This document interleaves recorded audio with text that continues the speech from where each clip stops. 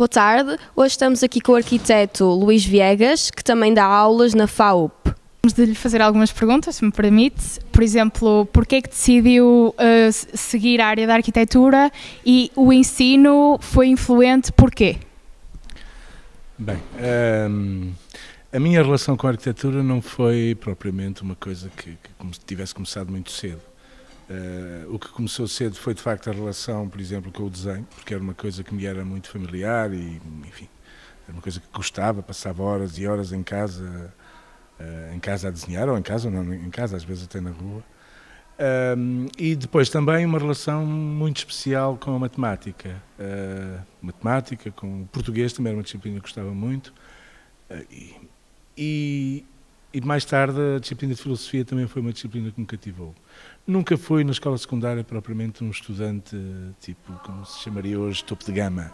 Tinha boas notas, notas altas às disciplinas que gostava, particularmente matemática, desenho, geometria, português também. E às outras disciplinas optava por, como os outros fazem, ou faziam, não me dedicar tanto. Quando entrei no curso, depois de arquitetura, enfim, mantive algum registro de opção, optava por umas menos por outras, mas, enfim, penso que entrei num curso certo. Mas antes disso, porque é que a relação com a arquitetura não foi direta? Porque havia outros interesses, a matemática, por exemplo, e também, mas tive no 11º ano uma professora, que é a professora Rosa Trindade, que era pintora, que me pressionou muito na relação, por exemplo, com a pintura. Gostava imenso de alguns exercícios, ainda há pouco tive na vossa exposição lá em cima, alguns daqueles exercícios que eu também fiz, quando tinha 16, 17, 18 anos, e gostava daquela área.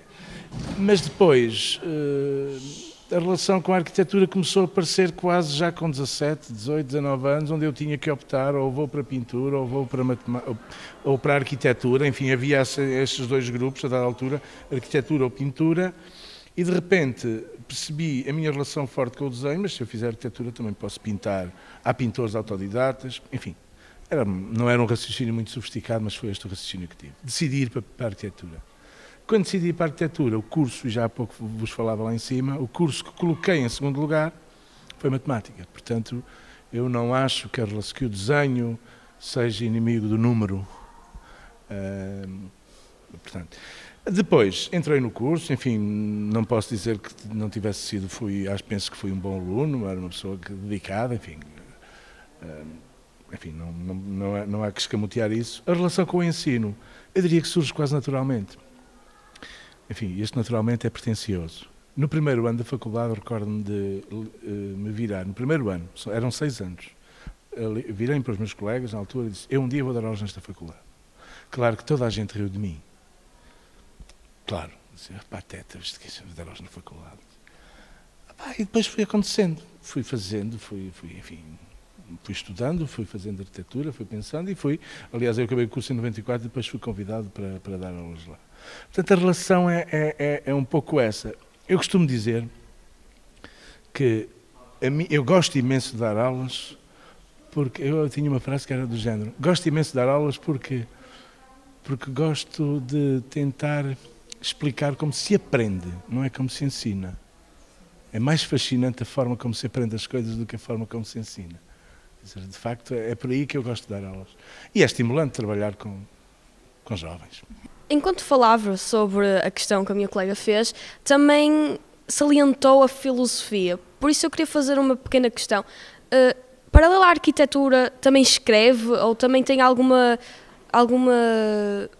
ligação com a literatura? Quer dizer, do ponto de vista, enfim, obrigatório, não.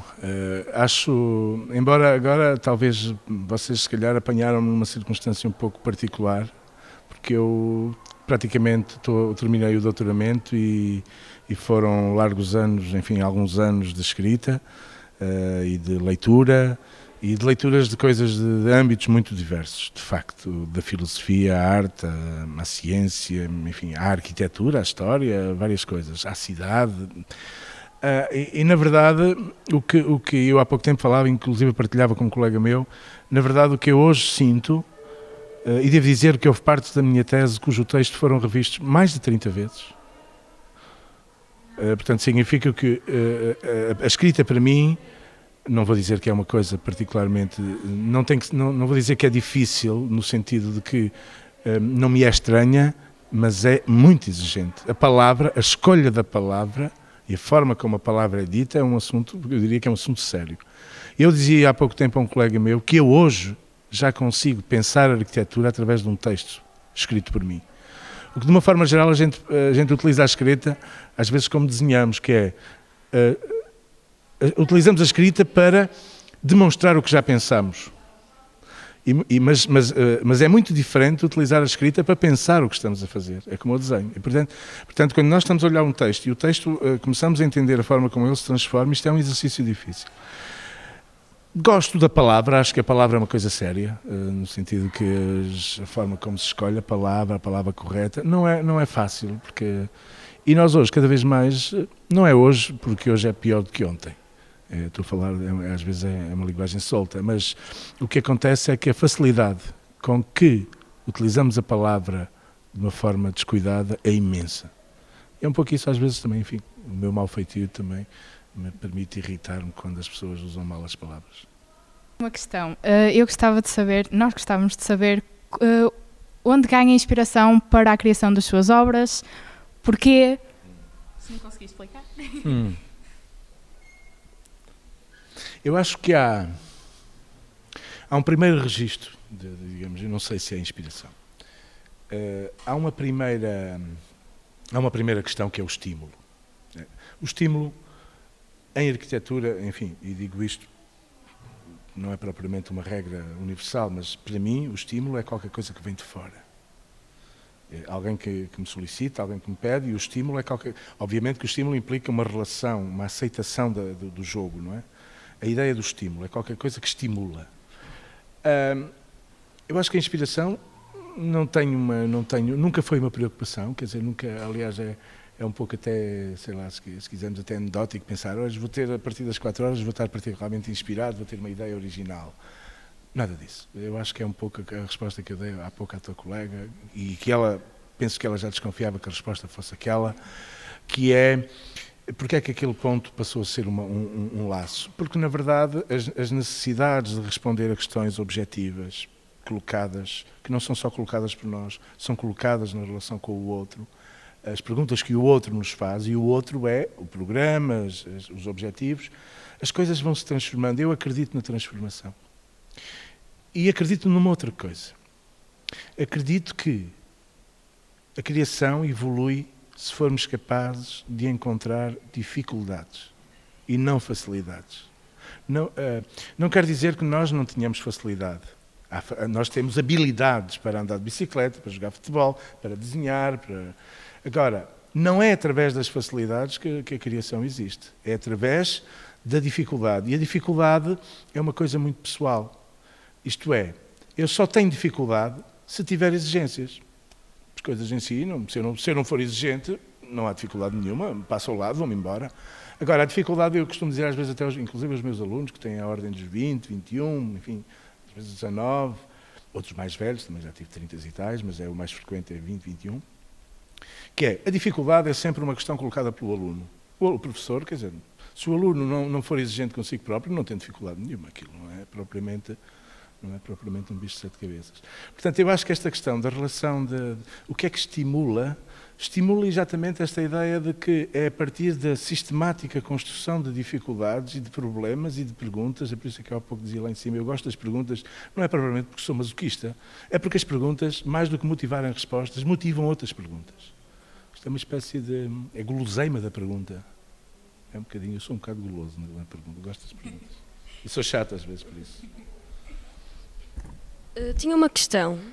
Referiu que dá aulas a pessoas tanto de 21 como de 30. E qual é a diferença que o senhor depara, que o doutor depara, a diferença entre dar aulas a um rapaz de 21 anos ou dar a um rapaz de 30 anos? Podemos calcular que é bastante diferente, não é? Sim, mas... é diferente, mas também se forem todos da mesma idade, são todos diferentes. Eu diria que, mesmo que sejam todos morenos, de olhos azuis, com 21 anos, feitos em março, são todos diferentes. E eu acho que a relação, o encontro eficaz ou ineficaz de uma relação professor-aluno, eu gostava só de partir aqui de um aspecto. De facto, uma escola não é uma democracia. Isto é, um professor tem no espaço da aula uma responsabilidade e uma autoridade diferente do aluno. Este é um ponto de partida. A partir de aceitarmos esta regra, o jogo é de dança. Umas vezes está um de um lado, outras vezes está o outro. Portanto, aqui, depois de aceitarmos que há uma autoridade subjacente, depois o jogo é de uma dança, isto é, uma criação de circunstância. O que é que eu quero dizer com isto? Quero dizer que, mesmo que tivessem todos a mesma idade e todos, digamos, com a indumentária igual, seriam todos certamente diferentes. O que é diferente numa pessoa mais velha? É que já tem mais anos e que significam na realidade que ela já teve mais anos para acumular certezas. E às vezes essas certezas são exatamente aquelas que se constituem como mais difíceis de burilar e de ultrapassar. De uma forma geral, as certezas são as chamadas facilidades, são as soluções e não as perguntas, as dúvidas, etc. Portanto, o que acontece com uma pessoa mais velha, de uma forma geral, é que ela, como é mais madura, tem menos ingenuidade em alguns aspectos, portanto é menos livre, já está mais, como eu diria, está mais cristalizada, e muitas vezes a cristalização das ideias é precoce e é imatura. Mas ela tem a relação com o risco de arriscar, não é só com o outro risco, às vezes nas pessoas mais velhas é mais difícil. Têm rotina, já lavam os dentes todos, quer dizer, muda de pasta de dentes, não basta nada, eu sempre lavei com esta, quer dizer, e às vezes é preciso dizer assim, e se não lavares, e se hoje não lavares os dentes? Como é que é possível? Eu posso ir à rua sem lavar os dentes? Mas às vezes é preciso sair à rua sem lavar os dentes. E isto num jovem é mais fácil. Numa criança, numa pessoa adulta que acha que já percebeu tudo, e inclusive às vezes é mais velho que o professor, e diz, lá está este gajo a falar, então, eu já conheço esta história. Quer dizer, há sempre do lado de lá um pouco este lado ambíguo. Mas devo dizer uma coisa, na verdade, o que eu tenho que encontrar é a capacidade de reconhecer o que é diferente no outro. E não é por ser mais velho, obviamente que a idade aqui percebe-se, mas é um pouco aquela ideia que eu queria deixar-vos, é que mesmo que fossem todos da mesma idade, seriam sempre diferentes. Porque isto parece um bocadinho básico dizer isto, mas é assim que eu tenho que partir para o universo das pessoas, porque eu costumo dizer que uma turma de 30 alunos tem uma espécie de topografia, não é? Uns pontos altos, uns pontos baixos, e não tem que ver com classificações, tem que ver com, por exemplo, processos de liderança no grupo. Há pessoas mais carismáticas, pessoas que têm mais palavra, uns que são mais bonitos, outros que vestem melhor, outros que têm o carro melhor, outros que têm tabaco, outros que, não é, que é o tipo, quero não fumar um cigarro, tem aquele. Quer dizer, e quando um professor, eu nos primeiros tempos que lido com uma turma, os primeiros 2, 3, 4, 5 semanas, não é uma forma deliberada, mas há um período em que eu tenho que reconhecer. Os processos de liderança são muito importantes, tão grandes como os processos digamos, os downs, os tops e os downs. E se eu conseguir reconhecer estes tops e downs, muitas vezes eu posso reconhecer um top e ter um efeito, como é que eu ia dizer, apenas com um pequeno sinal nessa zona sensível, eu posso ter um efeito no grupo de trabalho muito grande. Se eu dominar um líder, não dominar no sentido, não é? Se eu conquistar um líder, conquisto aqueles que o seguem. Portanto, eu como professor tenho que reconhecer o que é isso. E o líder, atenção, não tem que ver com o melhor aluno, etc. É outra conversa. Ok, muito obrigada. Gostávamos de agradecer a sua presença aqui na nossa escola e foi um prazer conversar consigo.